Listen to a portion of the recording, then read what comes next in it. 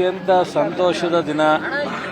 ಈ ದೇಶಕ್ಕೆ ಸ್ವಾತಂತ್ರ್ಯ ತಂದುಕೊಟ್ಟಂಥ ಕಾಂಗ್ರೆಸ್ ಪಕ್ಷದ ಸಂಸ್ಥಾಪನಾ ದಿನಾಚರಣೆ ರಾಷ್ಟ್ರಾದ್ಯಂತ ನಮ್ಮ ಪಕ್ಷದ ಎಲ್ಲ ಲೀಡರ್ಗಳು ಸಹ ಇದನ್ನು ಆಚರಣೆ ಮಾಡ್ತಾ ಇದ್ದಾರೆ.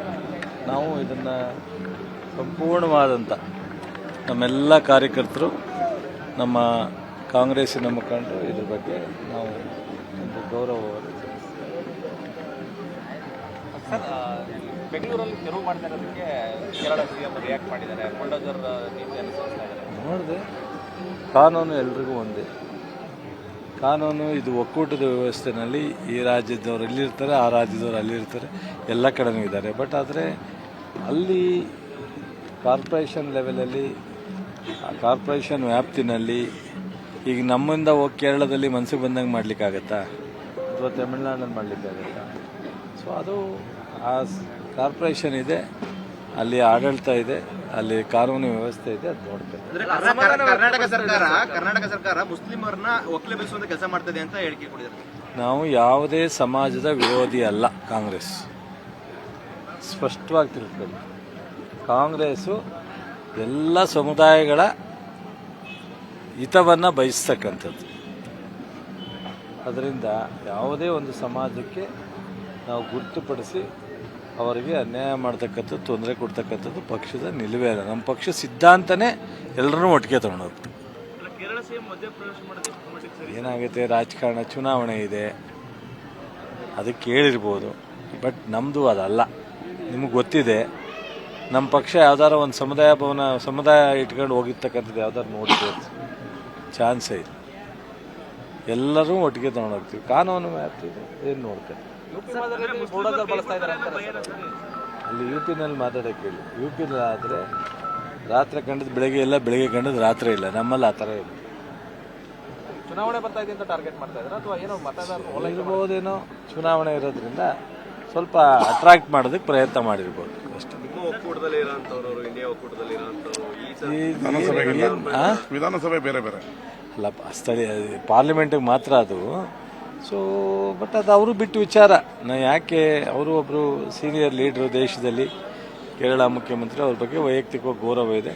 ಯಾಕೆ ಈ ಥರದ್ದೆಲ್ಲ ಮಾತನಾಡಿದಾರೆ ಗೊತ್ತಿಲ್ಲ. ಅದಕ್ಕೆ ಕ್ಲಾರಿಫಿಕೇಶನ್ ಬೇಕಾದ್ರೆ ನಮ್ಮ ಮುಖ್ಯಮಂತ್ರಿಗಳು, ಉಪಮುಖ್ಯಮಂತ್ರಿಗಳು ಕೊಡ್ತಾರೆ. ಅಲ್ಲಿ ವ್ಯಾಪ್ತಿ. ಬೆಂಗಳೂರಲ್ಲಿ ಡ್ರಗ್ ಸೀಸ್ ಆಗಿದೆ ಸರ್, 55 ಕೋಟಿ ಮೌಲ್ಯದ ಡ್ರಗ್. ಅದು ಮಹಾರಾಷ್ಟ್ರ ಪೊಲೀಸರು ಬಂದು ಸೀಸ್ ಮಾಡಿರೋದು. ನಮ್ಮವ್ರ ಸಹಕಾರದಿಂದನೇ ಮಾಡಿರೋದು. ಅವರು ಬಂದಿದ್ದಾರೆ, ಇವರು ಬಂದಿದ್ದಾರೆ. ಸುಮ್ಮನೆ ಏನೇನೋ ಇನ್ಫಾರ್ಮೇಶನ್ ಸಿಕ್ಕಿದೆ. ಈ ದೇಶದಲ್ಲೆಲ್ಲ, ಈ ಪ್ರಪಂಚದಲ್ಲಿ ಡ್ರಗ್ ಮಾಫಿಯಾ ಇದೆ. ಈ ಪ್ರಪಂಚದಲ್ಲಿ ಅವನು ಜೊತೆಲೇ ಓಡಾಡ್ತಾನಂತೆ, ಎಲ್ಲ ದೊಡ್ಡ ದೊಡ್ಡ ಲೀಡರ್ಗಳ ಜೊತೆಲಿ. ಆ ಡ್ರಗ್ ಮಾಫಿಯಾ ಇದೆಯಲ್ಲ, ಅವ್ನು ಹಿಡಿಯೋಕ್ಕಾಗ್ತಾ ಇಲ್ಲ. ಅವನ್ನ ಹಿಡಿಲಿಕ್ಕೆ ಕಾನೂನು ವ್ಯಾಪ್ತಿಗೆ ಬರ್ತಾ ಇಲ್ಲ. ನಾನು ಮೊನ್ನೆ ಯಾರ ಹತ್ರನೂ ಮಾತಾಡಿದೆ, ಇದು ಹೆಂಗ್ರಿ ಇಷ್ಟೊಂದು ಪ್ರಪಂಚದ ಆದ್ಯಂತ ಹಬ್ಬಿರ್ತಕ್ಕಂಥ ಈ ಡ್ರಗ್ ಮಾಫಿಯಾನ ಅಂತ. ಅದಕ್ಕೆ ಯಾರೋ ಹೇಳ್ತಾ ಇದ್ರು, ಅದು ಆ ಮಟ್ಟಕ್ಕೆ ಅವರು ಕಾನೂನನ್ನು ಎಷ್ಟು ಭದ್ರತೆ ಮಾಡ್ಕೊಂಡು, ಅವರು ಯಾರಿಂದ ಯಾರಿಗೆ ಹೋಗುತ್ತೆ, ಎಲ್ಲಿಂದ ಎಲ್ಲಿಗೆ ಹೋಗುತ್ತೆ, ಯಾರೂ ಕಂಡುಹಿಡಿಯೋಕೆ ಆಗದೇ ಇರೋ ರೀತಿಯಲ್ಲಿ ಮಾಡ್ತಾ ಇದ್ದಾರೆ ಅಂತ.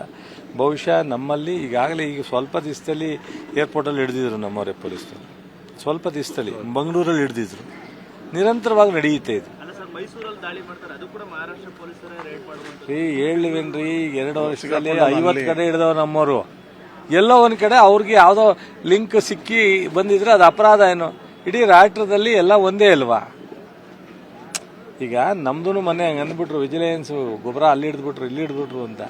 ಜಾಯಿಂಟಾಗಿ ಆಪರೇಟ್ ಮಾಡಿದ್ದು. ಈಗೆಲ್ಲ ಮಾರಾಟದಲ್ಲಿ ಯಾರೋ ಒಬ್ಬ ಲಿಂಕ್ ಸಿಕ್ಕಿರುತ್ತೆ, ಅವನ್ನ ಮೂಲ ಹುಡುಕೊಂಬಂದಾಗ ಅವ್ನು ಬೆಂಗಳೂರಲ್ಲಿ ಎಲ್ಲೋ ಸ್ಟಾಕ್ ಮಾಡಿರ್ತಾನೆ. ಸೊ ಅದು ಮಹಾರಾಷ್ಟ್ರದ ಅಂದ್ಬಿಟ್ರೆ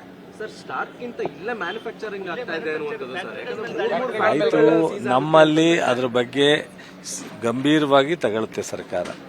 ನಾವು ಅದನ್ನು ಯಾವುದನ್ನು ಲಘುವಾಗಿ ತಗೊಂಡಿಲ್ಲ. ಆಮೇಲೆ ಇಡೀ ರಾಷ್ಟ್ರದಲ್ಲಿ ಕರ್ನಾಟಕ ಪೊಲೀಸು ಇಂಥವೆಲ್ಲ ಹಿಂದೆ ಹಲವಾರು CBI ಮಾಡದೇ ಇರತಕ್ಕಂಥ ತನಿಖೆನ ಇದು ಮಾಡಿರ್ತಕ್ಕಂಥದಕ್ಕೆ ಸಾಕ್ಷಿ ಇದೆ. ಅದರಿಂದ ಕರ್ನಾಟಕ ಪೊಲೀಸು ನಿಜವಾಗೂ ಒಳ್ಳೆ ಕೆಲಸ ಮಾಡುತ್ತೆ. ಸರ್ಕಾರ ಅದಕ್ಕೆ ಫ್ರೀ ಹ್ಯಾಂಡ್ ಕೊಟ್ಟಿದೆ. ಈ ಡ್ರಗ್ ಮಾಫಿಯಾನ ಏನೆಲ್ಲ ಸದ್ದು ಬಡಿಲಿಕ್ಕೆ, ಅದನ್ನು ಕಾನೂನು ಕ್ರಮ ತಗೊಳ್ಳಿಕ್ಕೆ ನಾವು ತಯಾರಿದ್ದೀವಿ.